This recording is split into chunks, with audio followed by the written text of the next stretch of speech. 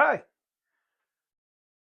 Today we're going to be playing with pork, specifically pork half loins. Well, I have two of them, so I guess that's technically an entire pork tenderloin. The beauty of the pork tenderloin is that it can be broken down into a number of different applications. In this case, we are going to be using it for pork chops. So come on, let's get this all set up, and I'll show you how to break down a pork loin.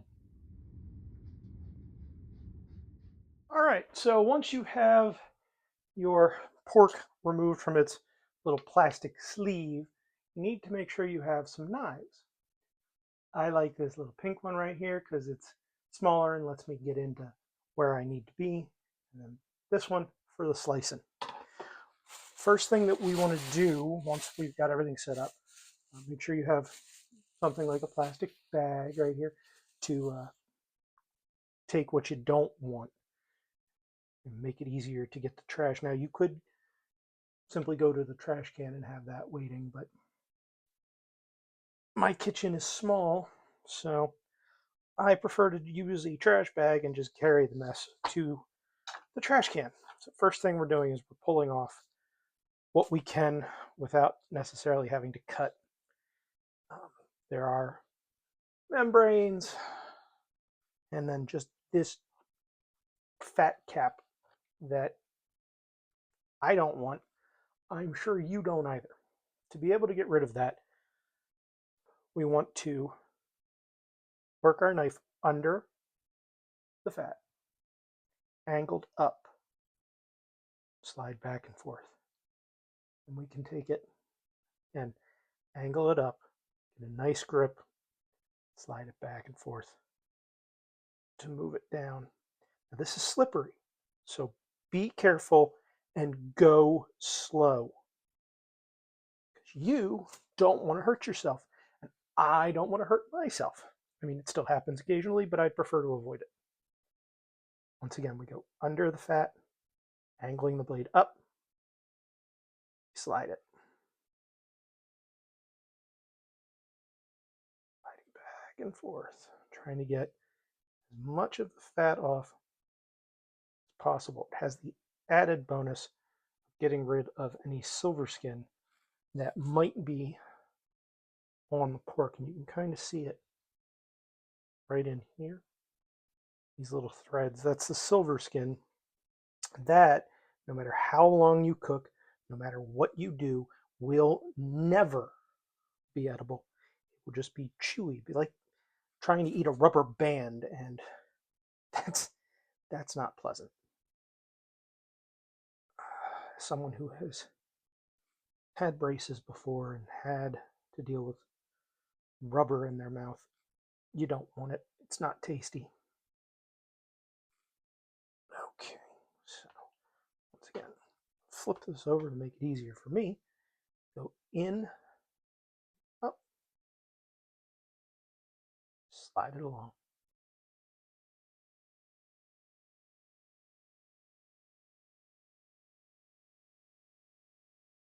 Just like that. You're going to have to come back and probably worry about some sections that you might have missed. That's okay. Just got to get in here and get as much of it as possible. Okay, a little bit more.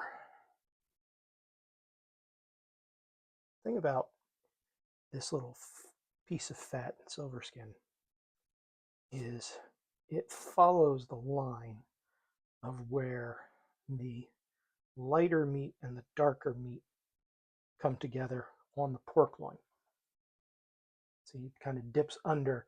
And this is where this darker section starts to form. So you want to try to save the darker section and not just get rid of it. We're going to have to try to follow the line of the fat and the silver skin. Try to get in there. So, okay.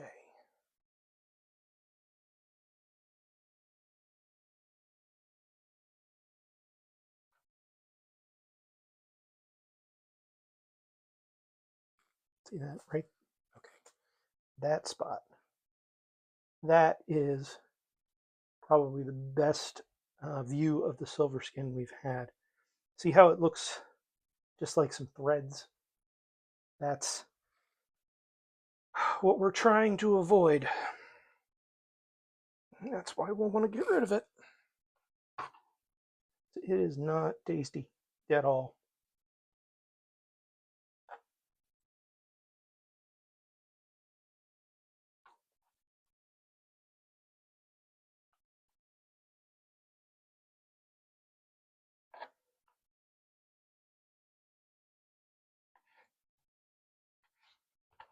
There we go. All right.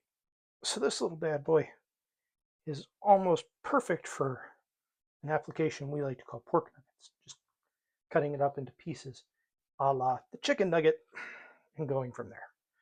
But that is a mostly trimmed pork loin. Now, or at least pork loin half. Now we need to figure out what kind of chops we want.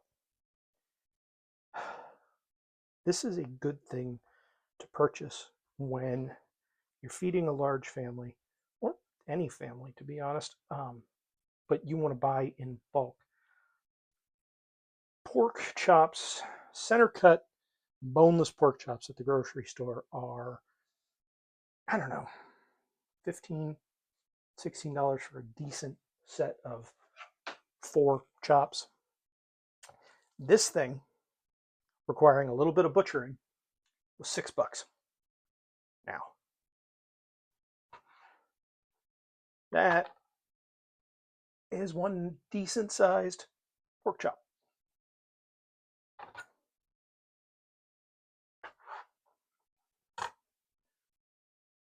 Another. That's 4. 5. Or no, that's 4. Josh can count. Oh, there we go. 5, 6, 7, 8. Actually, and 10 decent sized pork chops, or 8 pork chops and a nice set of pork nuggets for later. That by itself, if you're buying it just from the grocery store as center cut pork chops, that's going to run you $30. I paid 6 for that, 6 for this, which will give me another probably 8 chops. So for less than the cost of 1 pack of boneless center cut chops, I'm going to get 4. That's why buying it this way makes sense. When we come back, we will be putting together what we need to make some breaded pork chops, panko breaded pork chops, to be perfectly honest. And they are some of my favorite kinds. I'll show you all how to do that once we get back to filming a little bit later.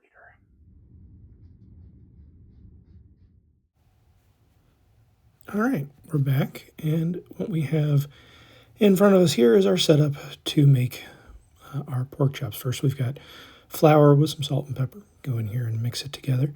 Make sure it's nice and even. Over here, we have a bit of egg wash that we're going to be using as our step 2. And finally, we have panko with, again, salt and pepper and a bit of sugar in it as well. I'm going to add my special ingredient here, which is Italian seasoning. I'm just going to dump a bunch of that in and mix it up real well so that we can make sure we have a nice bit of coverage for our pork chops. All right, so here we go. Almost there. Just want to make sure that everything is kind of evenly distributed before we go in and actually start with the pork. All right, now we have here one of our pork chops.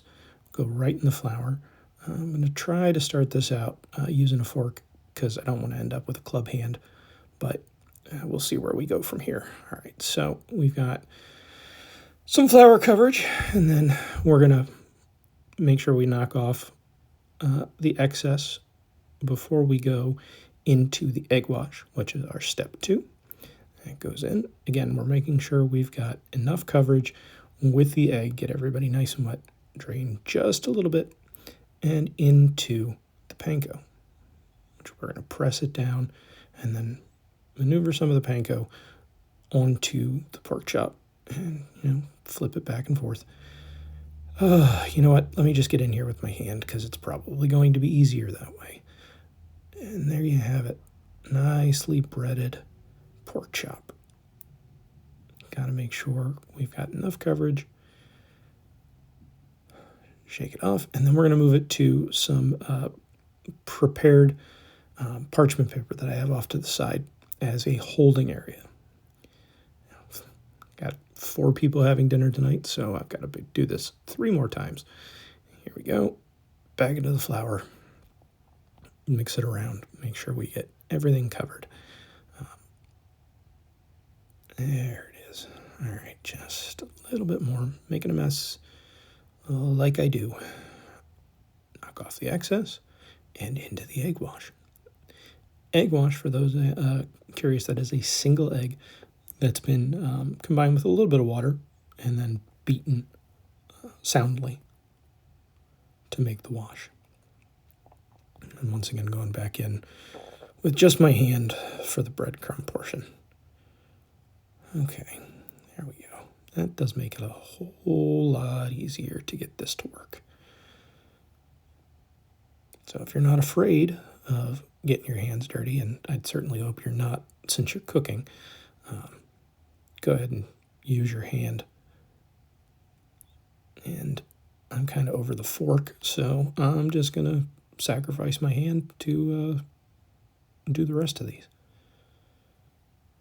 Fork does make it a bit more difficult. I mean, it's more professional and it looks, nicer, but we're just going to use my bare hand, and I'll deal with the ramifications thereof after the fact. All right. Into the breadcrumbs. Again, panko breadcrumbs. I like to use the panko as opposed to anything else because it gives it a nice crunch. And it's not, I don't know, it doesn't remind me as much of childhood and shake and bake. Okay. I'm actually kind of surprised here because my hand is not getting nearly as clumpy as I thought it was going to get when I was doing this. So maybe because I'm doing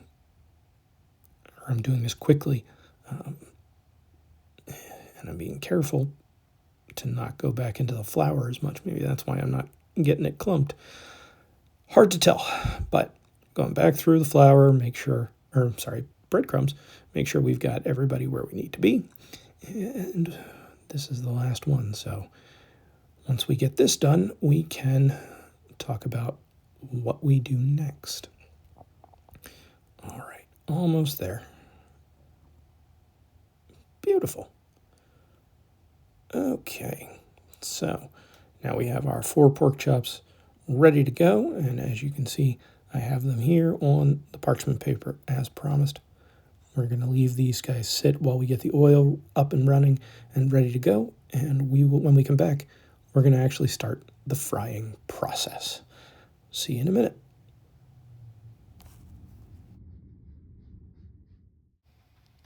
And we're back. What we have here is a nice big frying pan, deep-sided, and a bit of oil. Checking the temperature right now. This thing is telling me that we're about 220-ish degrees. That's not quite where I want it to be, but we'll give it another, 30 seconds, 45 seconds before we jump in. I'm using just regular old canola oil for this process. You can use peanut, you can use vegetable oil, you can use pretty much anything with a high smoke point that you prefer. Canola oil I like because it's not horrifically expensive, and it does a good job. It has a neutral flavor. It's not overpowering. It won't change really the flavor of what you're cooking. I want to have this on medium high to high heat so that we can get the frying going. And as you may be able to tell from looking at the video, I have used this oil before. It is okay to reuse your oil. It's economical to reuse your oil. I probably should have filtered this a little bit better, but c'est la vie, that's life. Now, one of the things that you want to make sure that you have ready is something once you extract your pork from the oil. And in my case, I have this set up here. It is a baking pan with a wire rack and an inverted loaf pan. That is an idea that my wife gave me. If you set it up like that, you can use the loaf pan to keep the pork chops balanced and lean them against the loaf pan so that they don't get soggy when you put them in the oven, which is something I plan to do after this so that I can finish the side dishes. I have an oven going at 300, and we've got the first pork chop going in. Don't want to overcrowd the pan, but since I'm only making 4 of these, it's not going to be that much of an issue. You can see a nice little bit of frying has already started. The oil is accepting the pork, and then kind of the volume is going up because we're adding stuff, so the oil is kind of covering the pork, but that's okay. Not a big deal. We're going to leave these in here to brown. Now, I'd love to tell you a specific amount of time, but it is going to depend on all kinds of different things. Also, always a good idea after you handle raw meat to go ahead and wash your hands. And I'm going to grab some tongs to be ready to flip the pork, turn the heat up just a touch more, closer to high than medium now, because I want to make sure that the room temperature pork that's just gone into the hot oil doesn't drag down the temperature too much. We're going to continue the frying, and we'll be right back in just a moment with a little bit more frying. Okay, so we can see that the heat has allowed the pork to really start getting in and frying nice. If you're paranoid like me, you can take your tongs and just kind of get under the pork and check where you're at with browning. You can see there's a nice bit of browning. And we're going to bang our tongs off the side of the pan so that we get the oil, excess oil off, and don't drip it off onto your nice, clean floor. Good Lord, I wish I could talk. All right, now looks like time to flip, I think. So we're going to take this one, flip it over. Got some nice browning going. You as well. 3. And number 4. Look at that. Lovely little bit of browning going on our pork. We're going to give them a few more minutes to fry on the other side before we move them to the oven. Now, I have the oven, like I said, at 300 degrees. That's so that we're not drying out the pork, but we're keeping it warm, and we're ensuring that the center of the pork chop is actually done. We don't want to have underdone or medium rare pork. It's not like a steak. We definitely want to get this well done so that we make sure we are not allowing any pathogens to join us for dinner. Normally, we want to make visitors welcome. This is not one of those times. All right. Just a few more minutes of frying, and we will move into the moving phase, as it were. As we can see, our pork is looking really good, and it's about at this point that we want to pull her out, Here's my rig that I've got set up. Open my tongs, grab pork one piece at a time, and we're going to lean them up against the side of the loaf pan. It's important that you make sure that it's leaning so it's barely touching the loaf pan, so you have as little minimal contact as you possibly can when you have these in the oven. And this will allow drainage of excess oil. It will prevent the pork chop from getting soggy while it stays warm, and it will give us plenty of time to be able to make whatever side dish we're going to make. And in fact, you may have seen the pot on the stove next to the frying pan. That's boiling water that I'm going to be using as soon as I put these in the oven to make some potatoes. So once the potatoes are done, we'll be back and we'll talk about pulling these out of the oven and giving them a cut up. The time has come to pull our pork chops. As you can see, my potatoes are mashed and ready to go. So here we go, getting them out of the oven. Lovely little pork chops. Don't they look pretty? Nice and brown around the edges. Get that oven closed. And now we're going to take the pork chop I think I'm going to have for dinner this one. We're going to move it over to my plate. Okay. Get myself a knife so we can actually cut into this bad boy. But as you can see, it's got nice and crispy, and it is not soggy at all. There's nothing leaking, nothing strange. Doing this one-handed is super fun. But here we go, getting in there. Okay, and that is a nicely done, still juicy on the inside pork chop that is ready for your dinner. Enjoy.